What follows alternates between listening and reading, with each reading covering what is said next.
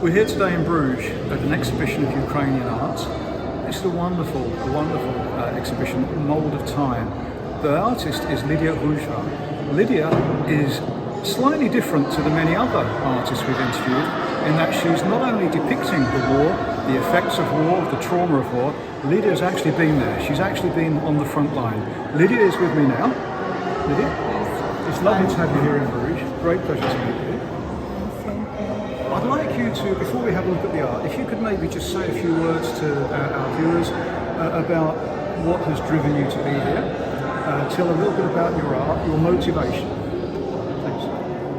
So, what drives me here? First of all, maybe I made this exhibition.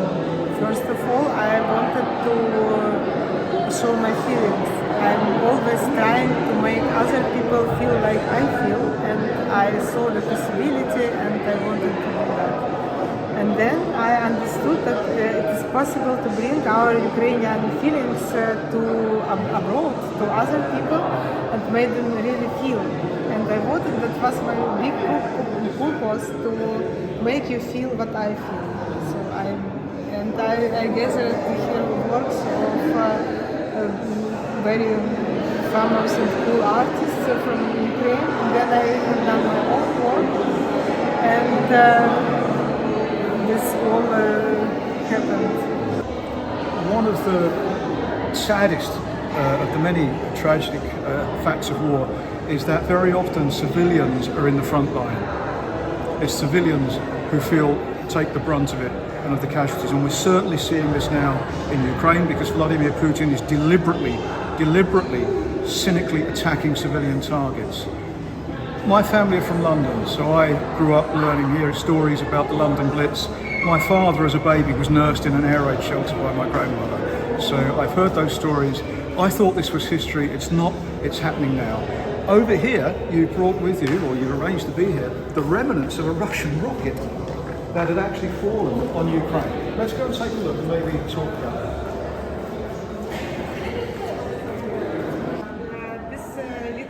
I placed him in the ocean of sorrow because it symbolized how small we are.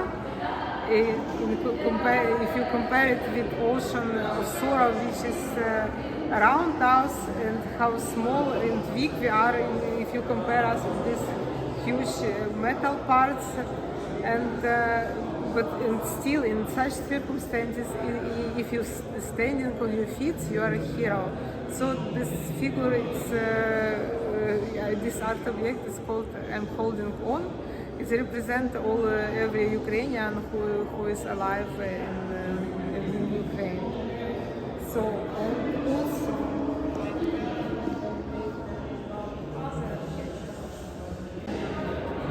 So this I call it the deep concept of deepest concern, because it should represent this feeling like being told, oh, I'm sorry for you when you are hit by a Russian tank, and these empty words which represent only like this, somebody pushing other person with this, I don't know how to call it, stuff.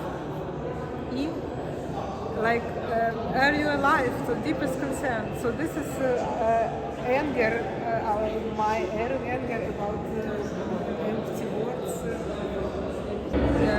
This series, Sergei Zakharov named Ukrainian calendar of Venus of War, and he paints every month one woman, one portrait for 1 month, and his idea was to show that despite the injuries that we have as Ukrainian, we still alive, because this beauty of human body symbolizes life and resilience and strength. But still, as for me, it's about fragility. As for me, I see a weak body which is in danger from rockets, missiles, tanks, war, and the lack of possibility to change anything, and still, despite this fact, this person is aware that she's, I don't know, she is like she exists. She doesn't stop to be herself. He's still her, and this is for me. It's about strength, but also be acknowledged that we are weak. We are weak, strong at the same time. And for me, this is perfect.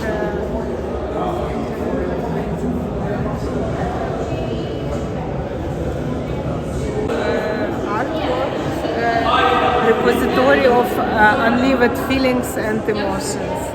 So we can't open it before victory. And you see that inside there is life inside, and it reacts on our presence. And it has also own voice. I was shooting out for the presentation.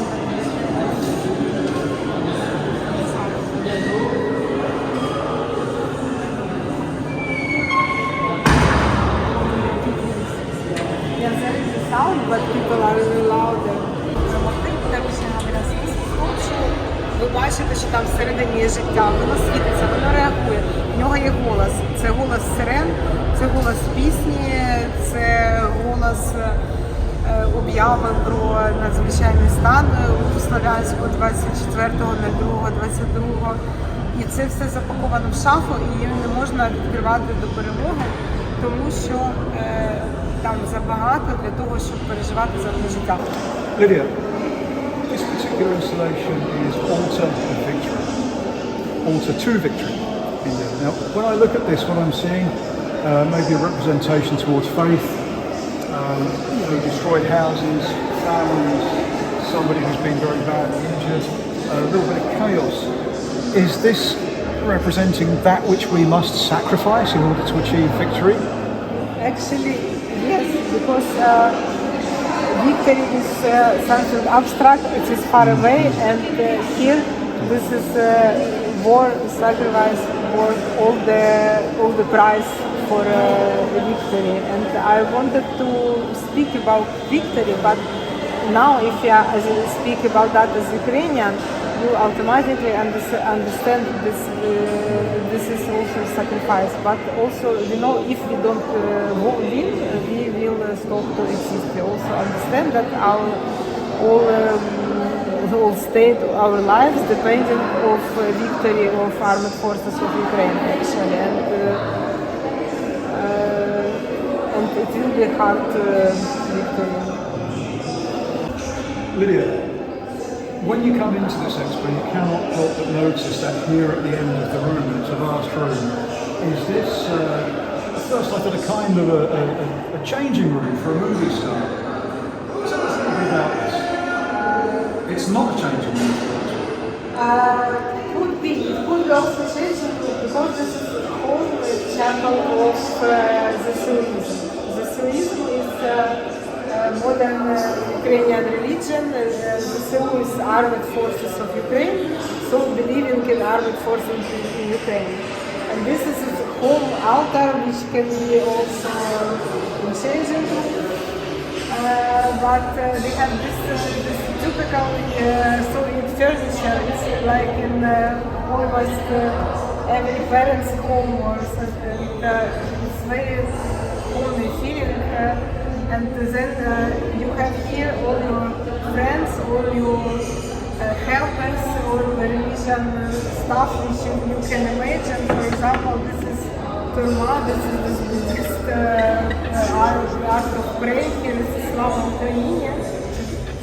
Слава ЗСУ, Збройні Сили України, so Armed Forces of Ukraine.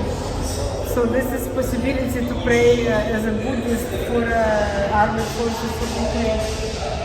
And we have here Japanese kittens who pray for the sun, and they bring luck, and also they show on this button.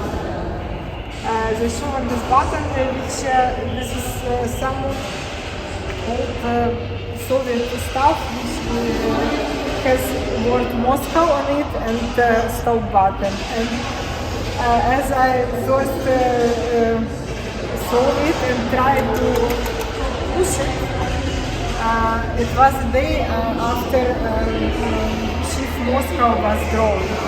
So it was like, I'm not sure how was this, how to say, together, but some kind for этого зависимость, codependency must be. So you push stop Moscow button and Moscow stop.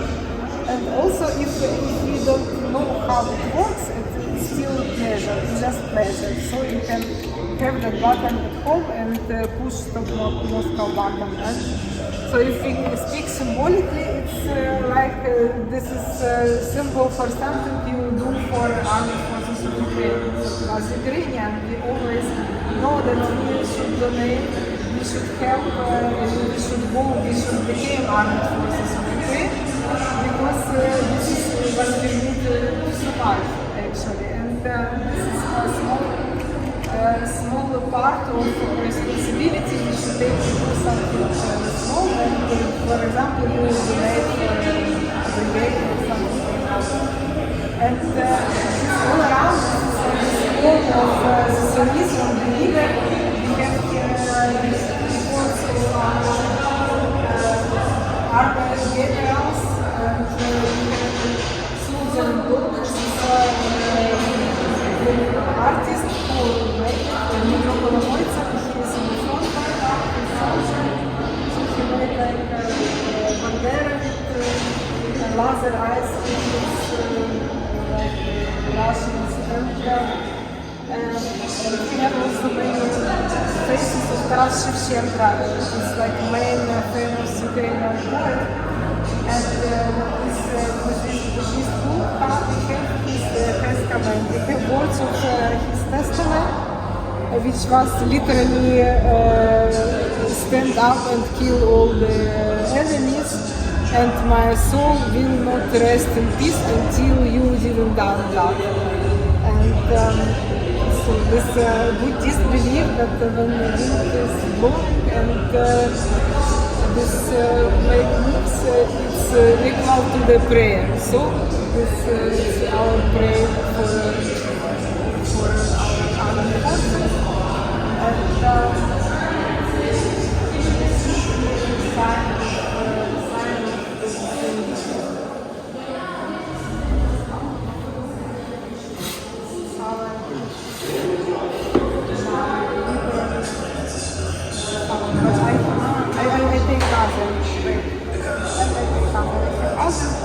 because here it's like because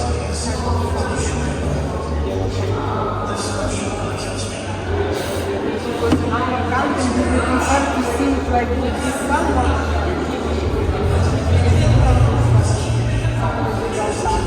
We have politically as a solution. So, and in this altar we have also a symbol of our fight. I told already, Збройні сили України. We believe in armed forces of Ukraine. And here we have our poet Shevchenko and his testament about killing enemies. And wait, I also should show you kids the content there. So as I suppose the cats beat every other being, creature in internet. They are very popular in Ukraine. We have our also popular cat. His name is Stepan Pantera. So this is armed cat. He has a gun. And he symbolizes the nice part of Ukrainian soul, which loves cats and Ukrainian Okay, so the exhibition here is running until the 24th here in Brugge, so there's still time. Lydia, I want to thank you very much for being here, for joining us, to sharing everything with us, your stories, your artwork, and your optimism. Folks, I have to tell you that Lydia has a YouTube channel. So if you look down there, below where this video is, you will find Lydia's YouTube channel. So click on or else.